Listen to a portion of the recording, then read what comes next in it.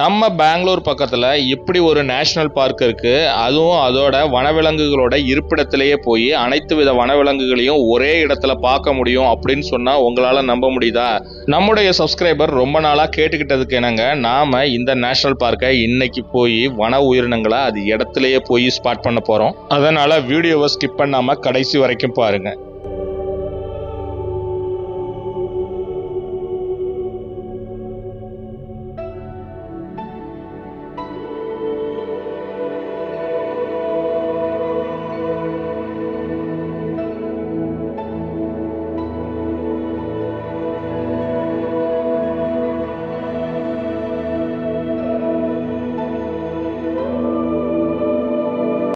இன்னைக்கு நம்ம திடீர் விசிட்டாக பெங்களூருக்கு வந்திருக்கிறோம். என்னடா திடீர்னு பெங்களூருக்கு வந்திருக்கேன்னு நீங்கள் கூட ஆச்சரியப்படலாம். நாம் பெங்களூருக்கு வந்ததுக்கான மெயின் காரணமே வேறு. அதாவது மேங்களூர் போகிறதுக்காக ட்ரெயின் ஒன்று நான் புக் பண்ணியிருந்தேன். உங்களில் நிறைய பேர் கேள்விப்பட்டிருப்பீங்க, விஸ்டாடாம் கோச் அப்படின்னு சொல்லிட்டு ஒரு கோச் வந்து பெங்களூர்லேருந்து மேங்களூர் போகுது. பர்டிகுலராக இந்த மான்சூன் டைமில் செம லொக்கேஷனாக இருக்கும். போகிற வழியில் செம சீனரியாக பியூட்டிஃபுல்லாக இருக்கும். சரி, உங்களுக்கு அதை எக்ஸ்ப்ளோர் பண்ணலாம் அப்படிங்கிறதுக்காக தான் நான் பிளான் பண்ணி பெங்களூருக்கு வந்தேன். காலையில் 7 மணிக்கு நான் ட்ரெயின் புக் பண்ணியிருந்தேன். ஆனால் என்னுடைய துரதிர்ஷ்டம் பஸ்ஸு வந்து ரொம்ப லேட்டாக 7:15 தான் பஸ் ஸ்டாண்டுக்கு வந்தது. அதனால் ஒரு நூல் இழையில் வந்து நான் அந்த ட்ரெயினை மிஸ் பண்ணேன்னு தான் சொல்லணும். அது மிஸ் பண்ணிட்டதுனால சரி அடுத்தது என்ன பண்ணலாம் அப்படின்னு பிளான் பண்ணப்போ பனார்கட்டா, சரி ரொம்ப நாளாக நம்ம சப்ஸ்கிரைபர் கேட்டுக்கிட்டு இருக்காங்க, அதனால் நம்ம பனார்கட்டா போகலாம் அப்படின்னு சொல்லிட்டு பனார்கட்டாவுக்கு இப்போ நம்ம போகிறோம். நீங்கள் பெங்களூருக்கு போகிறீங்கன்னா சில முக்கியமான தகவல்களை உங்களுக்கு இந்த வீடியோவில் தரேன். அது கொஞ்சம் லேட்டாக தரேன். அதுக்கு முன்னாடி இந்த பனார்கட்டா எங்கே இருக்குது அப்படின்னா, நீங்கள் மெஜஸ்டிக் பஸ் ஸ்டாண்டில் போய் இறங்குறீங்கன்னா அங்கிருந்து ஏறக்குறைய ஒரு மணி நேரத்துக்கு மேலே வந்து நீங்கள் ட்ராவல் பண்ணி பனார்கட்டாவுக்கு போகணும். பனார்கட்டா போனீங்க அப்படின்னா எல்லா வனவிலங்குகளையும் ஒரே இடத்துல பார்ப்பதற்கான வாய்ப்பு அங்கே இருக்குது. அதனால் இப்போ நம்ம அங்கே போகிறோம்.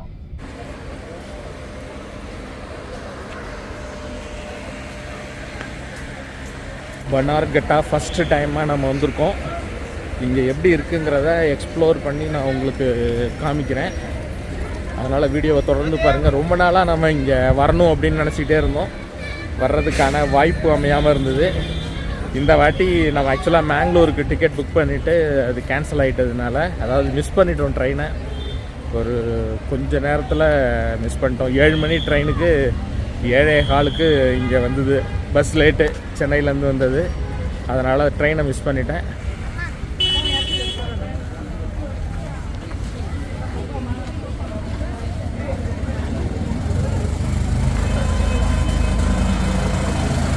பனார்கட்டா நேஷ்னல் பார்க் உள்ளார நாம் நுழைஞ்சதுக்கப்புறம் நம்மளை வரவேற்கிறது என்னவோ நிறைய கடைகள் தான்.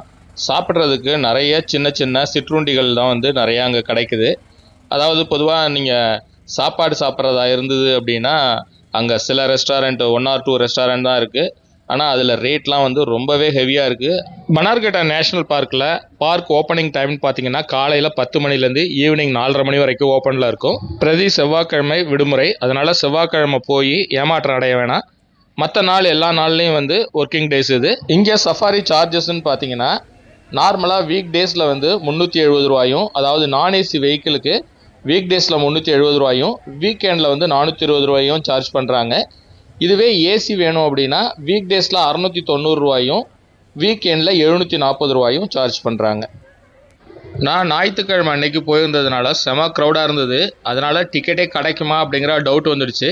ஏன்னா மார்னிங் தான் நான் போய் பெங்களூர் ரீச் ஆனதுனால போய் ரூமில் போய் ஃப்ரெஷ்அப் ஆகிட்டு இங்கே வர்றதுக்கு கொஞ்சம் லேட் ஆகிடுச்சு. அதாவது மதியம் ஒரு மணி போல் தான் நானே இங்கே வந்தேன். இங்கே ஒர்க்கிங் டைம் பார்த்தீங்கன்னா லாஸ்ட்டு க்ளோசிங் டைம் வந்து 3 o'clock என்னமோ லாஸ்ட்டு என்ட்ரி டைம் இருக்குது. அதுக்கப்புறம் வந்து ரெஸ்ட்ரிக்ஷன் இருக்கும். ஏன்னா 4:30 மணியோட ஓவரால் எல்லாமே க்ளோஸ்டு. ஸோ அதனால் டிக்கெட் கிடைக்குமான்னு க்யூவில் நின்னேன்.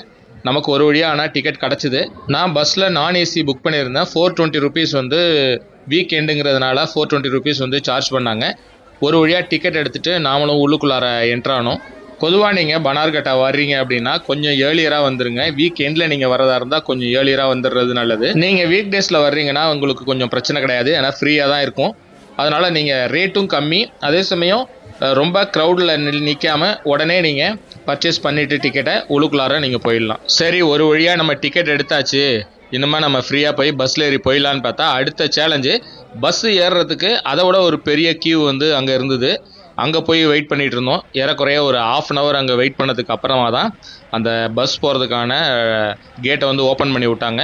சரி, நமக்கும் வந்து உள்ளுக்குள்ளார போயிட்டு ஃப்ரண்ட் சீட்டில் வந்து இடம் கிடச்சிது. சரின்னு சொல்லி ஏறி ஃப்ரண்ட் சீட்லேயே உட்காந்தோம். நீங்கள் பனார்கட்டா வரீங்கன்னா இன்னொரு முக்கியமான விஷயத்தை கவனிக்கணும். என்ன அப்படின்னா, பேருந்தில் நீங்கள் அதாவது பஸ்ஸில் போகிறீங்கனாலும் ஜீப்பில் போனாலும் ஃபுல்லாக வந்து வலை வச்சு அடைச்சிருப்பாங்க. ஏன்னா வைல்டு அனிமல்ஸ் வந்து நம்மளை அட்டாக் பண்ணாமல் ப்ரொடெக்ட் பண்ணுறதுக்காக இப்படி ஒரு அரேஞ்ச்மெண்ட்ஸ் வந்து வச்சுருக்கிறாங்க. இது எதுக்காக அப்படின்னு பார்த்தீங்கன்னா, கொஞ்ச நாளைக்கு முன்னாடி நீங்களாம் யூடியூப்பில் பார்த்துருப்பீங்க. ஒரு சிறுத்தை வந்து அந்த பஸ்ஸில் போன பேசஞ்சரை வந்து மேலே ஜம்ப் பண்ணி அதோட நெகத்தால் புராண்டி வச்சிடுச்சு. அதனால் அவங்க வந்த பேசஞ்சருக்கு வந்து காயம் ஏற்பட்டுடுச்சு. இந்த மாதிரி விஷயங்கள்லாம் வந்து அடிக்கடி நடக்கிறதுனால வன விலங்குகள்கிட்டேருந்து பயணிகளை வந்து தற்காத்துக்கணும், அதாவது வர டூரிஸ்ட்டை வந்து தற்காத்துக்கணும் அப்படிங்கிறதுக்காக இந்த மாதிரி ஃபுல்லாக வலையை வச்சு அடைச்சிருக்கிறாங்க. ஃப்ரண்ட்டில் மட்டும் ஒரு சின்ன கேப் வழியாக வந்து ஓப்பன் இருந்தது. அது வழியாக தான் வந்து நம்மளே வந்து வீடியோ எடுத்தோம். பிரச்சனை என்னென்னா, நீங்கள் இந்த மாதிரி வலை அடைச்ச பஸ்ஸுக்குள்ளாரையோ இல்லை ஜீப்புக்குள்ளாரையோ நீங்கள் போகும்பொழுது உங்களுக்கு வீடியோ எடுக்கிறீங்கன்னா உங்களுக்கு டிஸ்டர்பன்ஸாக இருக்கும். அதனால் இந்த ஏசி பஸ்லையோ இல்லை ஏசி உள்ள ஜீப்லேயோ போகிறீங்கன்னா இந்த மாதிரி வலை அடைச்சிருக்க மாட்டாங்க. ஜஸ்ட்டு கிளாஸ் மட்டும்தான் இருக்கும். ஸோ அதனால் உங்களுக்கு பார்க்குறதுக்கு விசிபிலிட்டி நல்லாயிருக்கும்.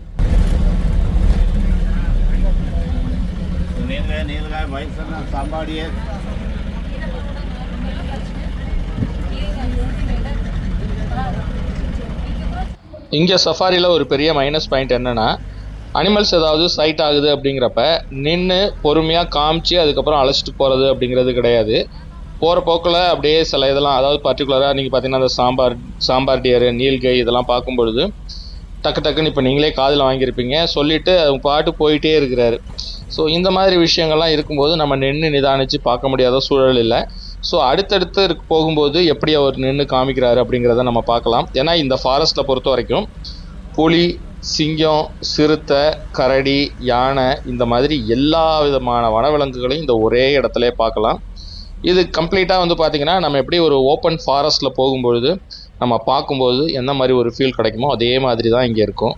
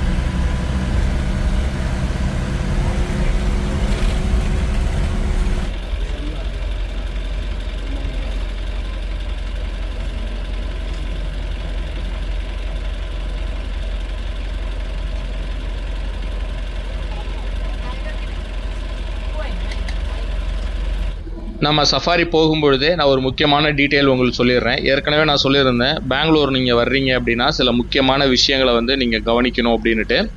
அது என்ன மாதிரி விஷயம்னா, நீங்கள் பெங்களூர் பஸ் ஸ்டாண்டில் வந்து இறங்கின உடனே நிறைய புரோக்கர்ஸ் வந்து உங்களை அப்ரோச் பண்ணுவாங்க, ரூம்ஸ் வேணுமா அப்படின்ட்டு.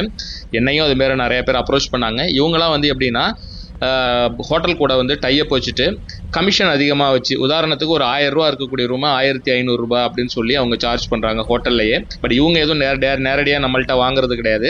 சரி, அதுமாரி நிற்கக்கூடிய புரோக்கர்ஸ் தான் வந்து இந்த மாதிரி விஷயங்கள் பண்ணுறாங்கன்னு பார்த்தீங்கன்னா அப்படி இல்லை. அங்கே இருக்கக்கூடிய ஆட்டோ டிரைவர்ஸ், எல்லா ஆட்டோ டிரைவர்ஸும் இதேமாரி கமிஷனுக்காக தான்.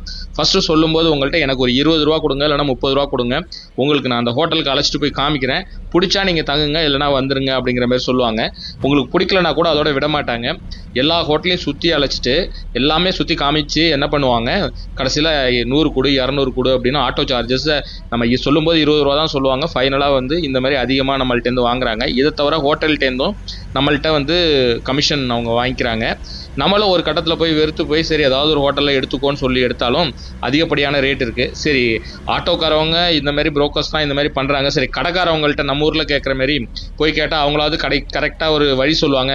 அதாவது நான் கூட போய் என்ன பண்ணேன், ஏதாவது ஒரு ஹோட்டல்ஸ் பக்கத்தில் நியர்பை ஓரளவுக்கு ஒரு டீசெண்டாக இருக்கிற மாதிரி, ஓரளவுக்கு பட்ஜெட்டில் இருக்கிற மாதிரி ஏதாவது சொல்லுங்கள் அப்படிங்கிற மாதிரி நம்ம ஏதாவது கேட்குறோம் அப்படின்னா அவங்க என்ன பண்ணுறாங்கன்னா உடனே அவங்க பாக்கெட்டில் வந்து அவங்களும் ஒரு புரோக்கராக இருக்கிறாங்க.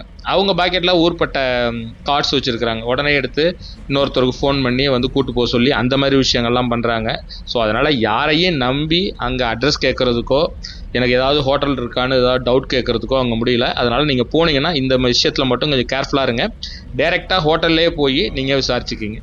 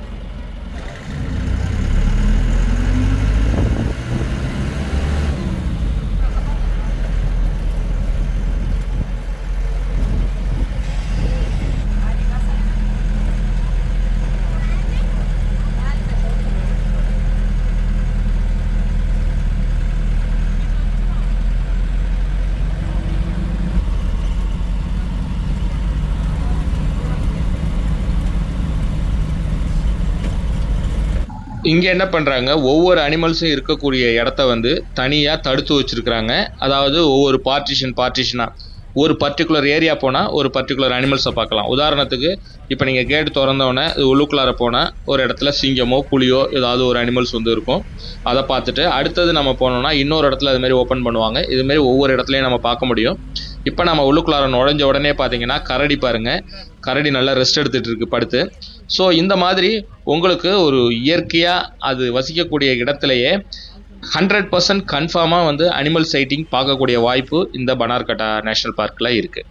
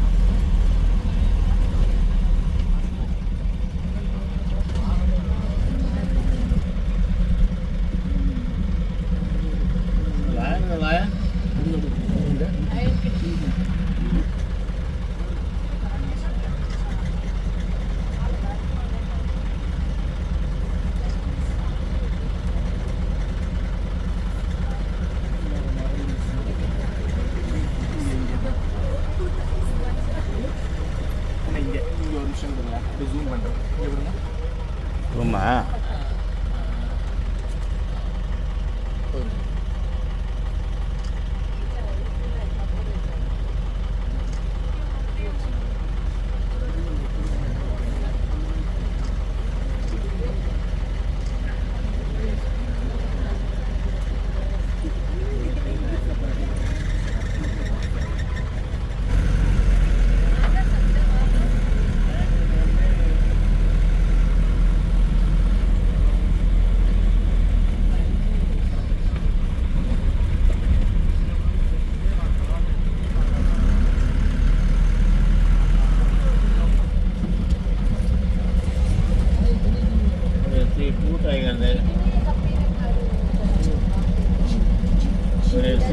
टाइगर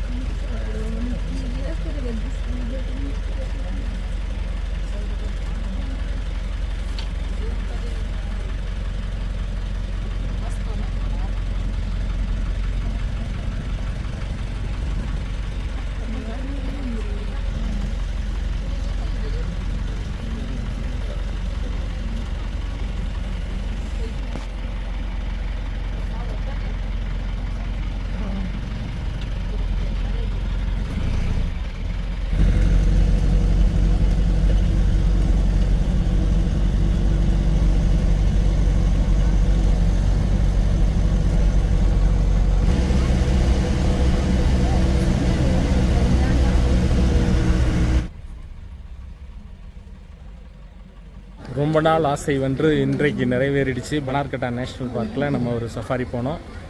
ரோட்லேயே வந்து கரடி, சிறுத்தை, புலி, சிங்கம் எல்லாம் பார்த்தோம். ஹாப்பி.